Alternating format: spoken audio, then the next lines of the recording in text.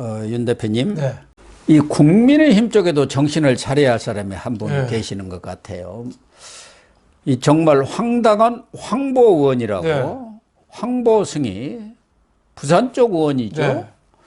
이분은 과거에도 여러 차례 무슨 성 스캔들이랄까, 뭐 이런 걸로 논란을 빚고 있던데, 지금도 지금 연일 언론에서 대서특필되고 있지 않습니까? 뭐 불법 선거 자금을 준 명부가 네. 나왔다든지, 네.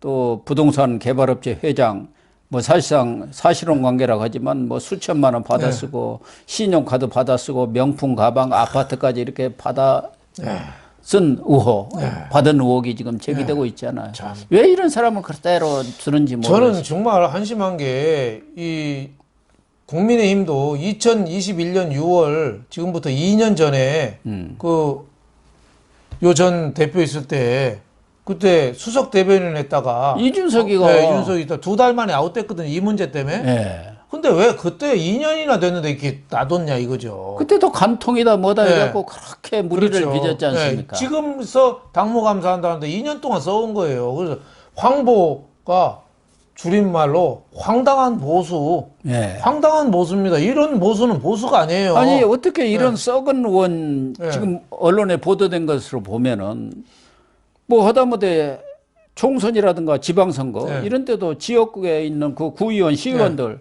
공천 대가로 다 돈 받았다, 네. 금품 수수했다 이런 네. 고발들이 지금 접수가 되고 있지 않습니까? 그러면 왜 그걸 지금 김기현 대표 체제에서도 모른 척하고 있었냐 이 말이에요. 그런데 무슨 실세의원들하고 또 가까워가지고 그런다고 그러네. 부산에 실세의원이 몇이나 있습니까? 그러니까 이 공과 사가 또 뒤죽박죽된 거. 뇌물도 뭐 보통 죄가 아니지만 공과 사가 뒤죽박죽돼서 지금 사실혼 관계 동거하는 남자가 옛날에 더불어민주당 출신이래요. 아 그래요? 네, 거기에 당원했다가 거기 탈당하고 지금 국민의힘 들어와서 내년 출마 준비한대요. 출마 준비하는데 문제는 황당한 게 아니 지금 그 네. 사람은 이혼도 안 했다면서요, 그렇지 부인하고. 이혼 안 하고 지금 그 관계 부인하고는 그 정식 관계예요. 그러니까. 혼인 관계예요. 그럼에도 불구하고 황보승이랑 또 같이 산대요. 이게 무슨 네, 이런 그러니까 저는 뭐 사생활에 대해서는 국회의원을 네, 카니와 네.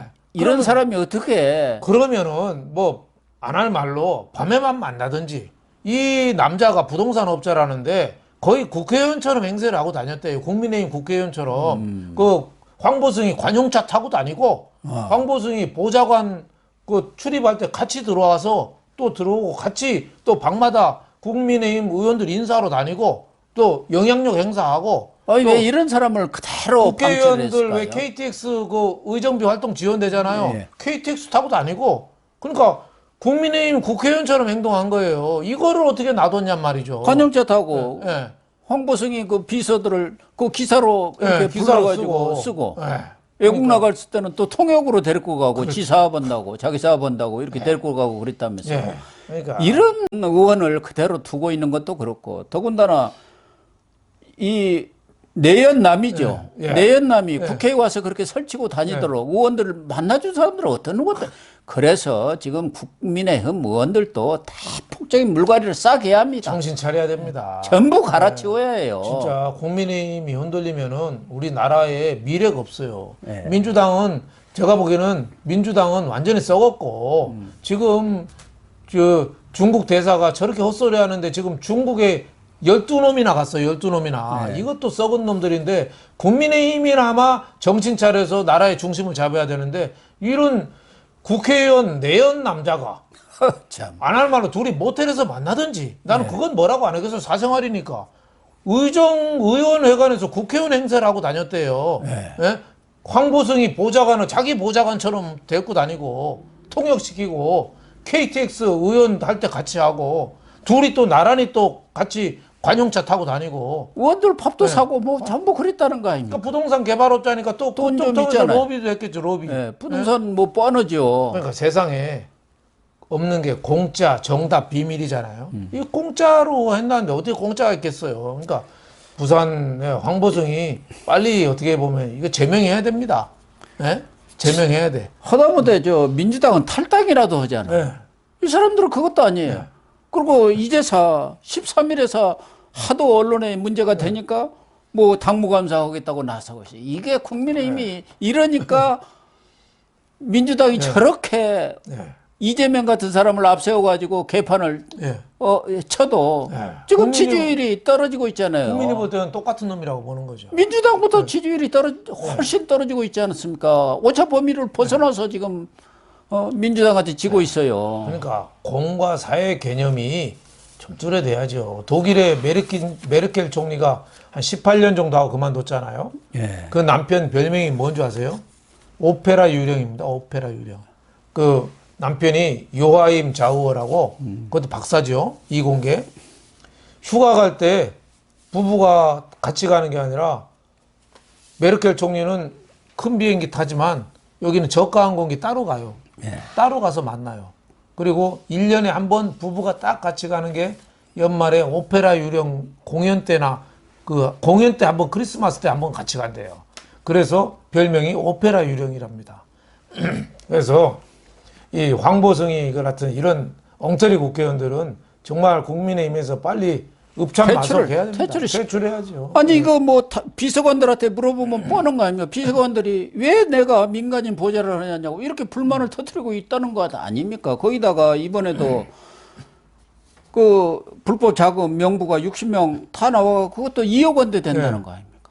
그리고 구의원, 시의원 그게 다 국회의원들이 또 공천권을 쥐고 있어요. 그러니까. 그래가지고 종처럼 부립니다. 이런 거를 왜 못 바꾸냔 말이에요. 어느 이런 거를. 지역의 시의장 하는 분이 국회의원 족이다 내가 부르면 쫓아가야 하고 돈 내놓으라고 돈 내놔야 하고 이런다고 그냥 하소연을 하더라고. 또 도대체 그런 거 다 수사해야 되잖아요. 저기 일산에 왜 김현아 전 의원 예. 거기도 왜 공천 자금 받은 게 지금 나왔는데 왜 하는 동 마는 동 하죠 수사를 하려면 확실히 해야 되잖아요. 그러니까 국민의힘도 정신 차려. 민주당을 나무라려면은 정말 더 좀 깨끗해야 된다. 물론 뭐 민주당은 완전히 파탄이고 파멸이지만 그거보다는 국민의힘 좀 낫잖아요. 근데 우리는 제대보다 낫다. 이렇게 안심하면은 국민들이 동의 안 합니다. 완전히 국민의힘부터 처절하게 자기 혁신을 해야 된다. 이렇게 생각합니다. 이제 총선까지 한 300일 남았는데 동아일보가 예. 15일 네. 이 발표한 수도권 네. 그 여론조사를 했더라고요. 서울, 경기, 인천 모두가 지금 민주당한테 네. 다 지고 있는 여론조사 결과가 나와 있고 정당 지지율도 민주당은 37.4인데 국민의힘은 34.7로 여기서도 지고 있어요. 네. 왜 이런 결과를 지금 빚고 있냔 말이에요. 그렇죠.